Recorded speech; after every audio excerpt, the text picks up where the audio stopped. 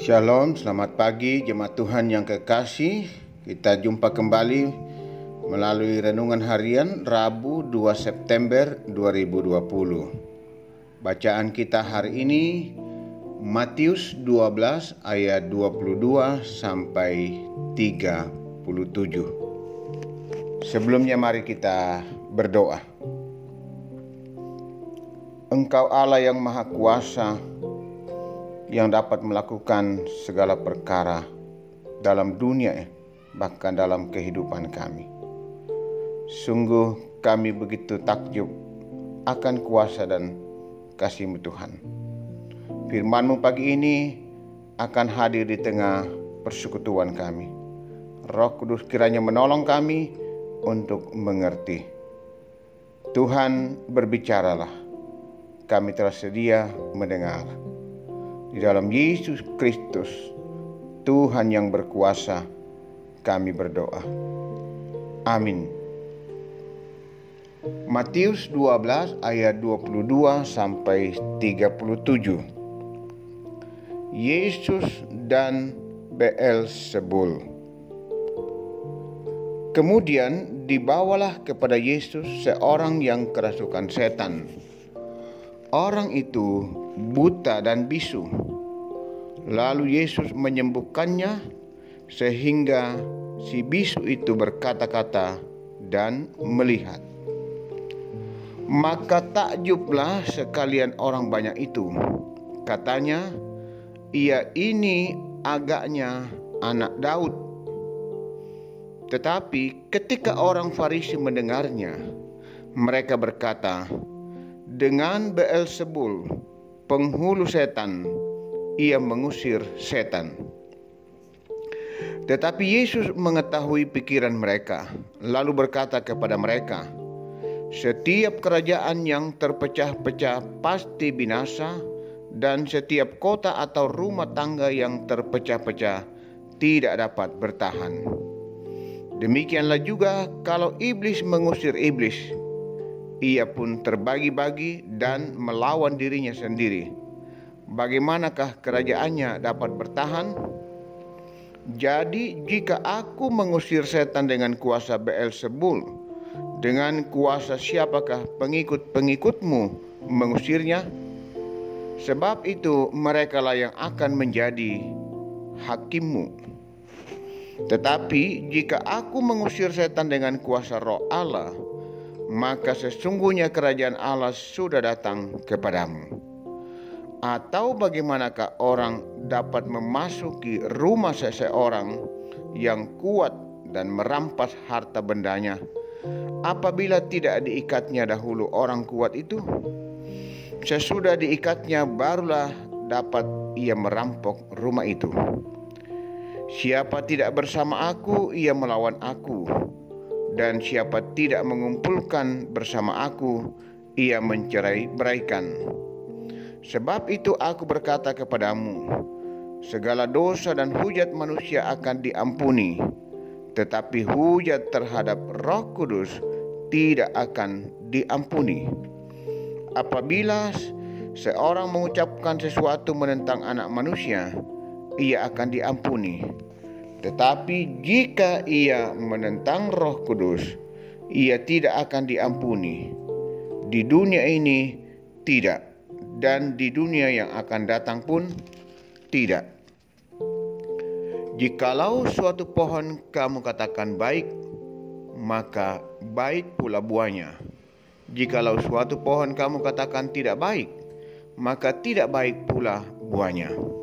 Sebab dari buahnya lah pohon itu dikenal.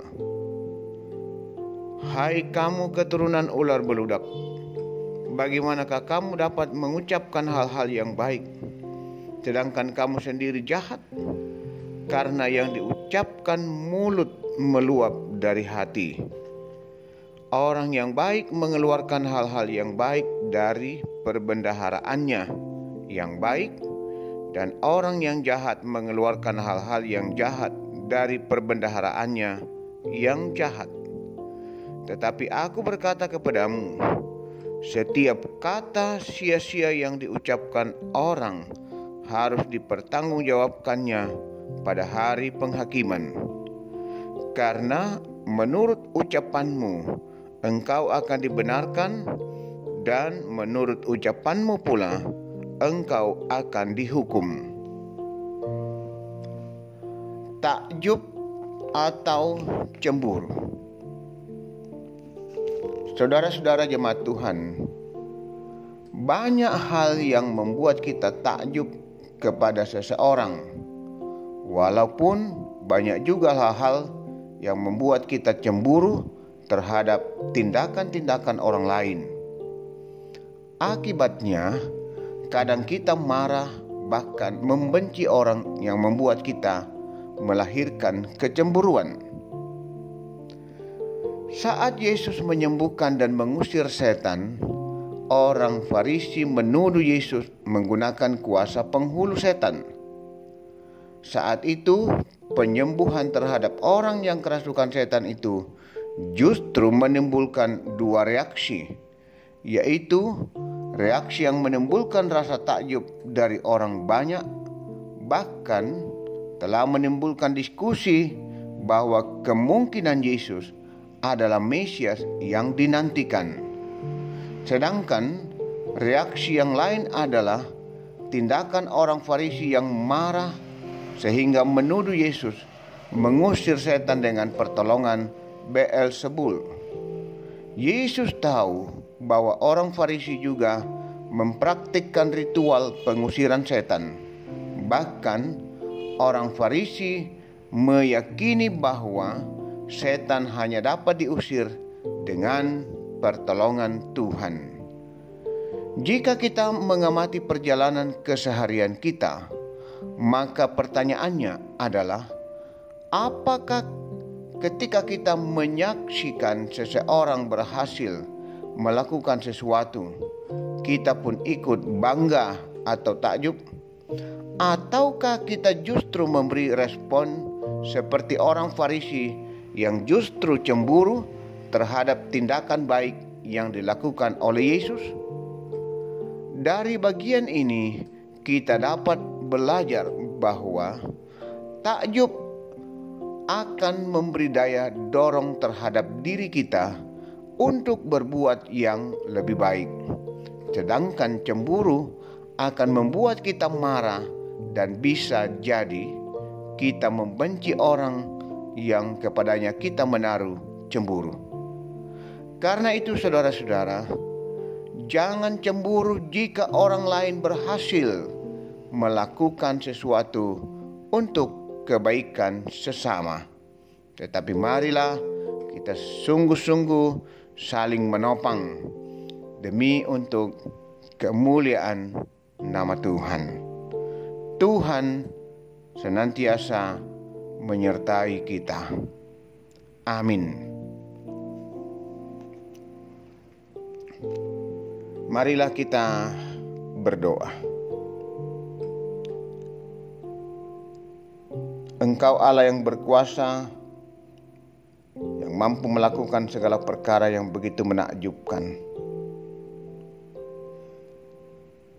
Mengajar kami bahwa Tuhan pun memberi kemampuan, talenta bagi orang-orang tertentu untuk bisa melakukan hal-hal yang baik bagi sesama.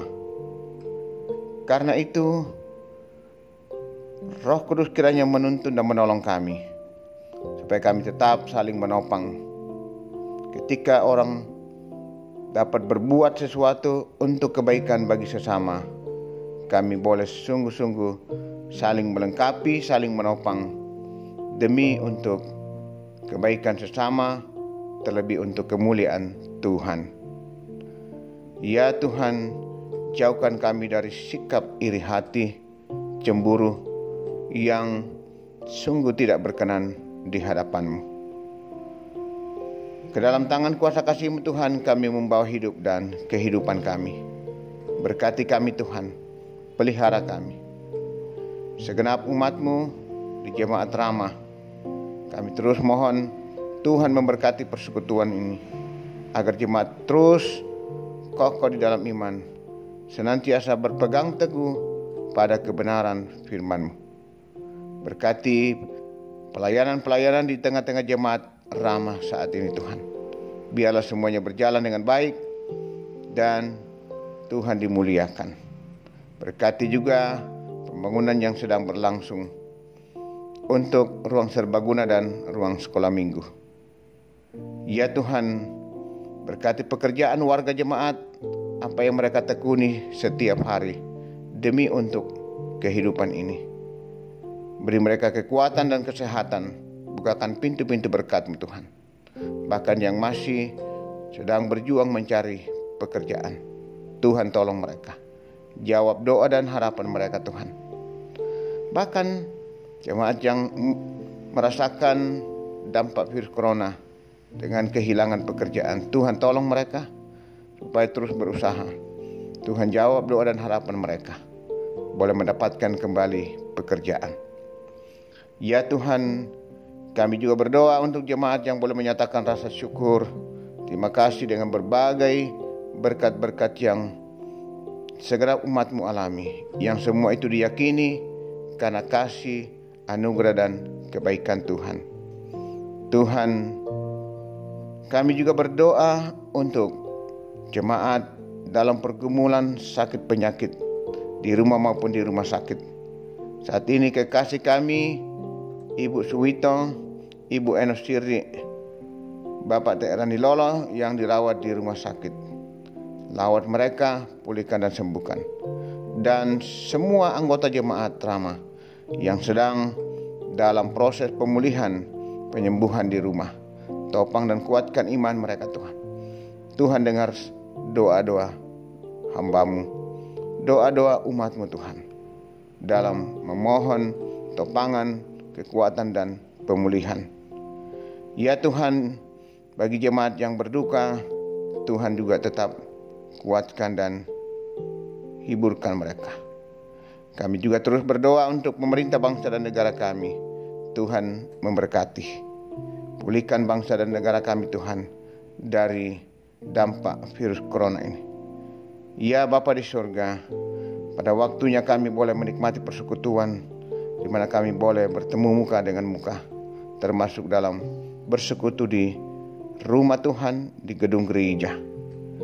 Ya Tuhan, ini kami membawa hidup dan kehidupan kami hari ini dalam penyertaan pemeliharaan Tuhan sendiri. Ini doa kami Tuhan, ampuni dosa dan salah kami. Kami berdoa, mengucap syukur dan memohon ampun di dalam kuasa dan pengasihan Tuhan Yesus Kristus, Juru Selamat, Penebus kami. Amin. Demikianlah renungan kita pada hari ini. Selamat beraktivitas. Tuhan menyertai dan memberkati kita semua.